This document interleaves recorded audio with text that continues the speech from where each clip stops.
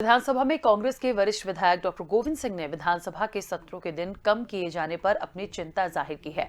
स्वदेश न्यूज के साथ खास बातचीत में डॉक्टर गोविंद सिंह ने कहा कि इस बार बजट सत्र होने के कारण सत्र की अवधि बढ़ाई जानी थी, जबकि सरकार ने इस सत्र को भी कम दिवस का कर दिया है।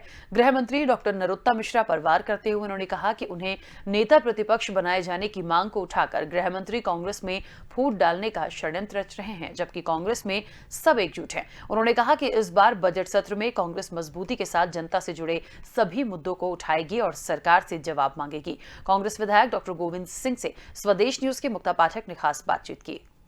मध्य प्रदेश का विधानसभा सत्र शुरू होने जा रहा है और स्वदेश न्यूज में इस वक्त बातचीत के लिए मेरे साथ मौजूद हैं बहुत ही वरिष्ठ कांग्रेस के विधायक डॉक्टर गोविंद सिंह जी। आइए हम इनसे बातचीत करते हैं।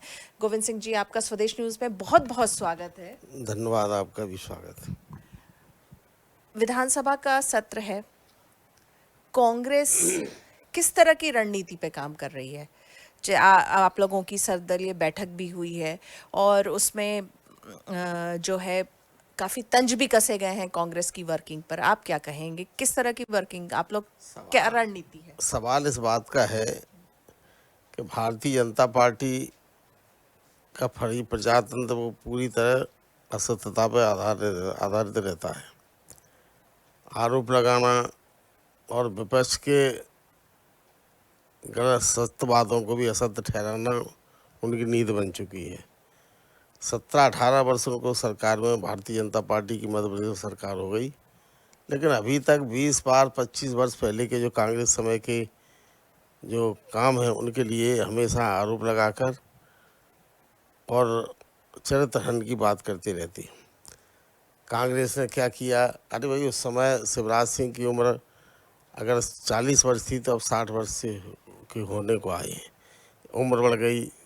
विश्व में हर जगह अपने छोटे छोटे मुल्क जो आज़ाद हुए वो भी तरक्की पे चल रहे हैं, तो उनको झुठलाना और सही बात को दबाना जो प्रचार तंत्र भारतीय जनता पार्टी के, जो हिटलर के पदचिन्हों पर आदत है, उनकी बात सुनी जाए और अगर कोई अब विभिन्न विचारधारा के लोग हैं उनकी बात न सुनी जाए।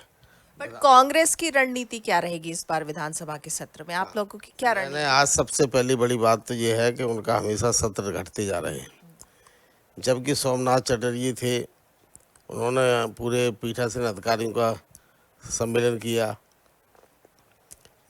अभी उनके ओम बिरला जी हैं, माननीय लोकसभा अध्यक्ष, उन्होंने भी अभी पीठासीन अधिकारियों के सम्मेलन में कहा कि लोकसभा का सत्र 100 से 120 दिन चलना चाहिए और विधानसभा जो छोटे राज्यों की हैं उनमें कम से कम 60 से 70 दिन और बड़े राज्य हैं उनकी विधानसभा 90 दिन के आसपास कम से कम 90 से 100 दिन चलना चाहिए।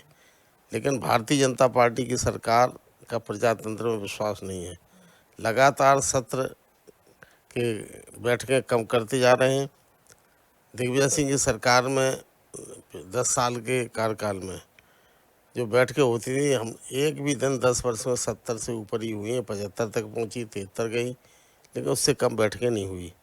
अब बजट जैसा सत्र, जबकि शीतकालीन वर्षाकालीन सत्र 3 सप्ताह का 1 माह का होता था, अब बजट सत्र जो सबसे लंबा है, जिसमें लोगों को मुद्दे उठाने का अवसर मिलता है, विभागवार चर्चा होती हैं, विपक्षी और सत्ता पक्ष विपक्ष के विधायक अपनी बात कहते हैं और जो मुद्दे क्षेत्र में नहीं होते विकास के कार्य उनको भी जिक्र होता है और मंत्री उनका एक एक से जवाब देता है।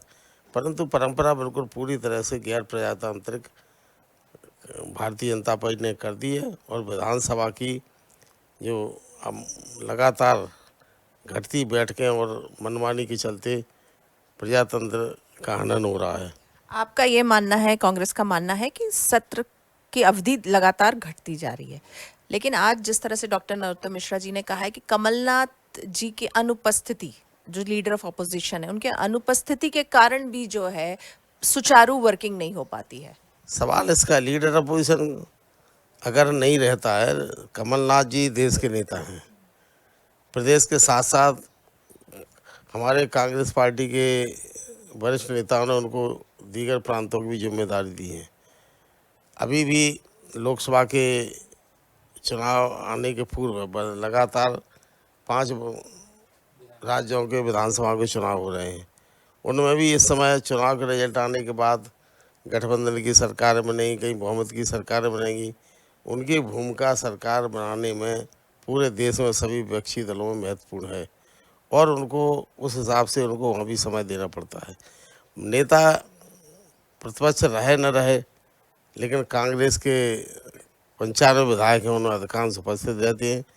अधिकांश विधायक पुराने अनुभवी वरिष्ठ हैं, पूरी योग्यता है और पूरी तरह से क्षमतावान है, जो अपनी बात सदन में मजबूती के साथ रखकर बार बार जो है ना डॉक्टर नरोत्तम मिश्रा जी ये भी कह रहे हैं कि कमलनाथ जी के पास जो इतने सारे पद है उसमें से एक पद उनको आपको देना चाहिए। उनका ये कहना है कि चूंकि आप बहुत वरिष्ठ विधायक रहे हैं, इतने बार आप जीते हैं, आपने अपनी जीत दर्ज कराई है, आपको लीडर ऑफ अपोजिशन बनना चाहिए। इस पर आप क्या कहेंगे? नरोत्तम मिश्रा जी एक षड्यंत्र के तहत इस बात को उठाते हैं कांग्रेस पार्टी में, ताकि आपस में झगड़ा हो, मतभेद हो और अगर उनको कांग्रेस पार्टी का ये पक्ष किसको रखना, किसको नहीं रखना, किसको पार्टी का अध्यक्ष रखना, किसको नेता प्रतिपक्ष रखना, जो हाईकमान का हमारा अधिकार है। नरोत्तम मिश्रा को कांग्रेस पार्टी में पदों के लिए या उनकी अंदरूनी मामलों में हस्तक्षेप करने का कोई अधिकार नहीं है। आपको याद होगा जब आप लोगों की सरकार थी, कमलनाथ जी मुख्यमंत्री थे, तो विधानसभा में उपाध्यक्ष का जो पद था वो कांग्रेस ने अपने पास रखा था, छीन लिया था। अब वही बीजेपी करने जा रही, तो आप लोगों का क्या स्टैंड रहेगा? सवाल इस बात का, जहाँ तक मेरा व्यक्तिगत मानता है, तो उस समय भी मैं स्वयं माननीय शिवराज सिंह जी से और तत्कालीन विपक्ष के नेता माननीय अपने गोपाल भार्गव से उनके निवास पर जाकर चर्चा की थी मैंने। और शायद हमें याद होगा, मैं वर्षों शायद पहली बार इन दोनों के निवास पर गया था। संसदीय कार्य मंत्री को होने के नाते मैंने उनसे निवेदन किया कि भाई इस हमेशा परंपरा रही है, अध्यक्ष का पद सत्ता पक्ष और उपाध्यक्ष का पद विपक्ष के पास मध्य प्रदेश में दिया जाता है। ये कोई कानून संवैधानिक नहीं है, लेकिन परंपरा है। हम इस परंपरा को बरकरार रखना चाहते हैं। आप ससम्मान दोनों पक्ष विपक्ष एक साथ दोनों अध्यक्ष उपाध्यक्ष के फार्म लें, नेता प्रतिपक्ष और मुख्यमंत्री जाके उनके माननीय अध्यक्ष महोदय के दोनों प्रस्ताव एक समर्थन करें, एक प्रस्ताव प्रस्तुत करें। लेकिन भारतीय जनता पार्टी ने अड़ियलपन तरीके से चुनाव कराया और उनसे कह दिया गया था, अगर आप चुनाव कराते हो, मतभेद पैदा करते हो, तो आपको अध्यक्ष का पद नहीं तो मिलना ही नहीं है। अगर आपने विरोध करवाया, सर्वसम्मत नहीं रखा, वोटिंग करवाई, तो फिर कांग्रेस पार्टी उपाध्यक्ष के पद पर अपना प्रत्याशी खड़ा करेगी।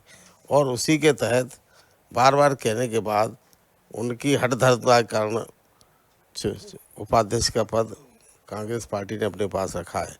अब सवाल जहाँ तक है, अब जो होगा, अब क्या होगा? अब तो बीजेपी अपने पास रखेगी उपाध्यक्ष का पद। जहाँ तक हमारा सवाल है, मैं इस बात का बिल्कुल पक्षधर ही हूँ कि मैं भारतीय जनता की पार्टी के पास अपनी कटोरा लेके पहुँच जाए कि मुझे उपाध्यक्ष पद इसमें दे दो। ये उनकी इच्छा है, प्रजातंत्र का सम्मान करना है। हम कोई हम अभी तैयार हैं। हम कोई ऐसा नहीं चाहेंगे कि हमें अध्यक्ष पद के लिए हम कोई विरोध करते। उनका अध्यक्ष का पद जब रखा गया प्रस्ताव, उन्होंने सर्वसम्मत से अध्यक्ष का समर्थन किया। जब हमने विपक्ष ने उनका सम्मान करते हुए अध्यक्ष की गरिमा का ख्याल रखते हुए सर्वसम्मत से अध्यक्ष का पद उनको सौंपा है, तो उनको भी अपनी परंपरा का निर्वाह करना चाहिए। अगर नहीं करते तो मैं उनके पास, मेरा व्यक्तिगत मत है कि उनके पास मैं भीख मांगने जाके नहीं जाऊंगा कि अध्यक्ष उपाध्यक्ष का पद मुझे दे दो। मैं पूरी तरह से कांग्रेस पार्टी अपनी विपक्ष की भूमिका मजबूती के साथ निभाती रहेगी। जी, बहुत अच्छी बात आपने कहा।